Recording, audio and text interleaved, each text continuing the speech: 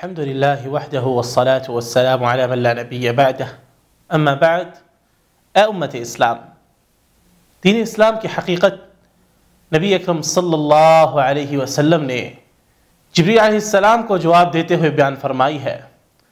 جب جبریل علیہ السلام نے آپ علیہ السلام سے اسلام کے متعلق سوال کیا تو آقا علیہ السلام نے فرمایا الاسلام ان تشهد ان لا الہ الا اللہ وان محمد رسول اللہ وتقیم الصلاة وتؤتی الزکاة وتصوم رمضان وتحج البیت ان استطعت الیہ سبیلا۔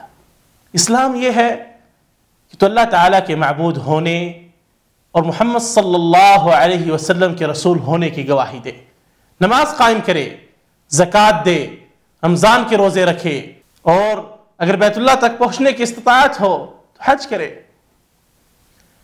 اور حقیقت میں اللہ تعالیٰ اس کے فرشتوں، کتابوں، رسولوں، آخری دن اور تقدیر کی اچھائی اور برائی پر ایمان لانا اسلام میں شامل ہے۔ جیسا کہ احسان بھی اس میں شامل ہے۔ احسان یہ ہے کہ اللہ تعالیٰ کی عبادت اس طرح کرے کہ تو اللہ کو دیکھ رہا ہے۔ اگر ایسا نہ ہو سکے تو یہ ضرور ہو کہ اللہ سبحانہ و تعالیٰ تجھے دیکھ رہا ہے، کیونکہ لفظ اسلام ان تمام چیزوں کو شامل ہے، اور اس کی دلیل فرمان الہی ہے، قرآن حکیم کی آیت ہے ان الدین عند اللہ الاسلام، بے شک دین اللہ کے نزدیک اسلام ہی ہے۔